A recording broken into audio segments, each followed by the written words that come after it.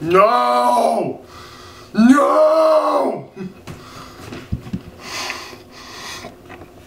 Okay, fellas, so this is the thing that's actually happening. I just made breakfast for you. And a coffee. And one of these things. And it didn't record. Alright, hi guys. I'm gonna have a little bit of bacon. This is actually kind of a blessing in disguise. You see, now you don't have the sound of bacon numbing my review of Cabin in the Woods.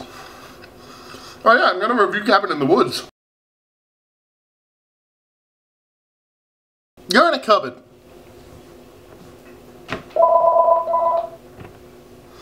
Un momento, por favor. Hello? Hello? I'm really sorry, man, but I don't actually live here. I don't live here. Nope.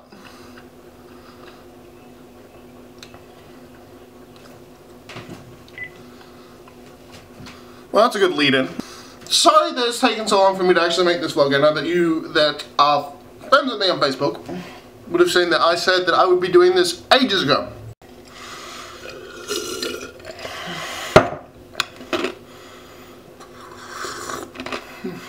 Yeah, my parents have gone away to Tasmania, so I'm taking the time to actually spend time in solitude, which is really good, because I don't get much time to myself. And I really enjoy it when I do. I've kind of been living like a hermit, or a bachelor, or all of the above, or me. And during that period of time, I got a call from Thomas Burton Bishop. But yeah, he said, you gotta watch this film. So I watched Cabin in the Woods. And I will agree, it is a fantastic film. It's actually done a lot of good for the horror industry, because if you think about it, horror recently has been shit! So fucking shit! We're now on to, I think, Paranormal Activity 4. I like the first one. The second one was... that one was alright. I haven't seen a good horror film in a fair while. And this one actually, though it's not really horror, though it's more of a parody of horror, though it's a satire, it is fantastic. So when I started watching this movie, I thought to myself, this is so trope heavy that it could probably start up a ranch and start selling trope meat. But it later on became apparent why. I must admit that when I first started it, I was thinking to myself, this is Scooby-Doo. I was really hoping that the end scene would be an unmasking. The third act kind of is, but at the same point in time, it's not. But yeah, it was very Scooby-Doo. You had one girl with short hair, one girl with long hair, who would kind of get into trouble later on, for the Freddy character, and the Shaggy character. So you pretty much had the entire cast there, plus one guy who was supposed to be the intelligent one, or the kind of scholarly character, but guess what? He in my mind is Scooby-Doo. I started off the film with the basic idea that I would be kind of criticizing it a fair bit, because regardless of the fact that I actually really like most of the movies that Tom likes, it's called Cabin in the Woods. And how many plot lines do you think can come out of a movie with this thing, Cabin in the Woods, the title? And then I actually started watching it, and the script was really good, and I saw Joss Whedon's thing in the opening credits.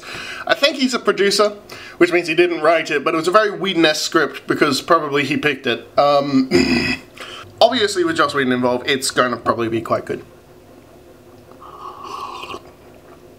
Everyone who dislikes Joss Whedon can go that way. Everyone who likes Joss Whedon can join me in the kitchen and have bacon. The Joss Whedon involved, it was actually quite good. I reckon it was done very well. I reckon that whatever job he did, which I'm pretty sure is producer, seen as the casting crew kind of looked like a Whedon film shoot.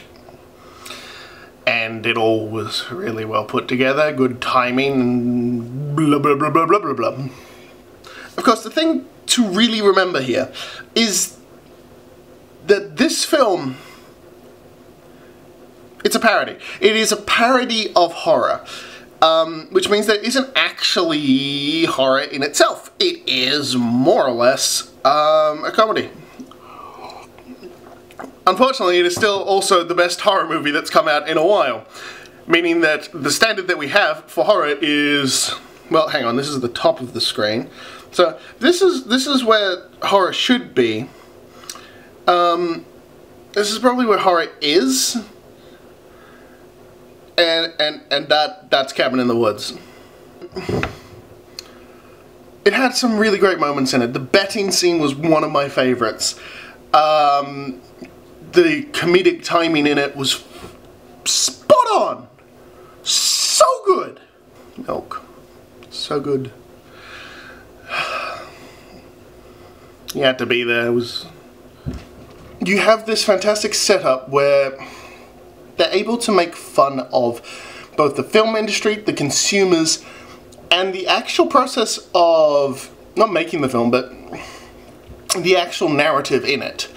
The fact that nobody actually acts like that, and the fact that people probably wouldn't do those kind of things, and the fact that really there's any kind of situation that could arise there, and it's very, very unlikely that it would actually happen. But they pulled it off so well. They gave everything a legitimate reason for happening. But this movie is not without its flaws. Just kidding, I fucking loved it. There are flaws. Unfortunately, I've only seen it the once, so I can't criticize it entirely. I also can't really criticize it.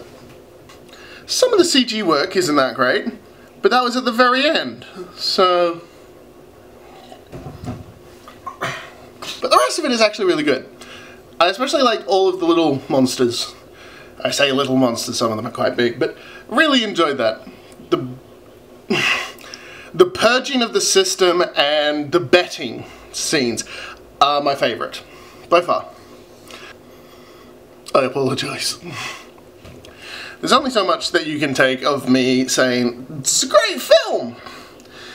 Go and see it. You haven't seen it yet, you should!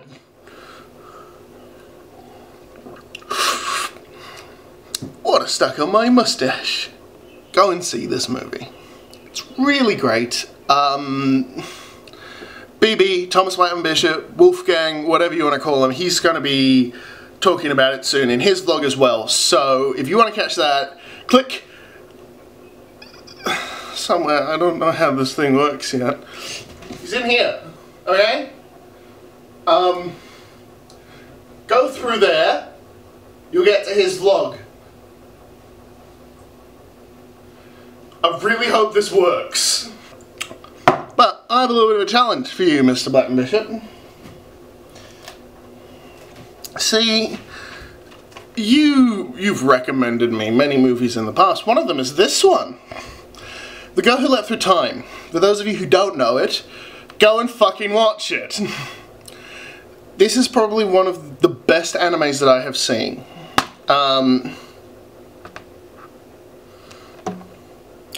I bought it. I bought this one, Mr. Blackman Bishop. I did. You introduced me to this. It has a fantastic storyline, fantastic narrative, and works within the medium that it has very, very well. I would love to have a conversation about that, seeing as we've had a conversation about this. Well, one-sided. I want you to append a small review of The Girl Who Leapt Through Time at the end of yours. Yeah. I'll catch you guys whenever I next do a vlog, and good morning!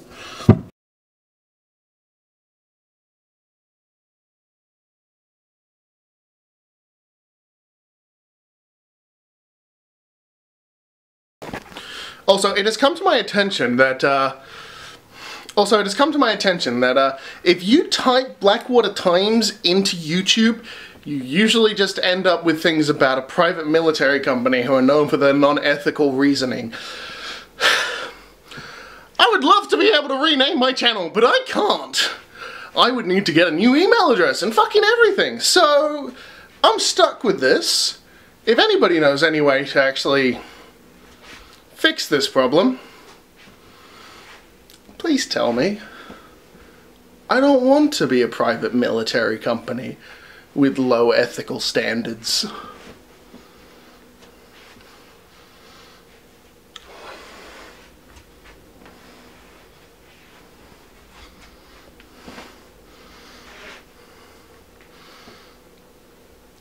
Help me, Obi-Wan Kenobi. You're my only hope.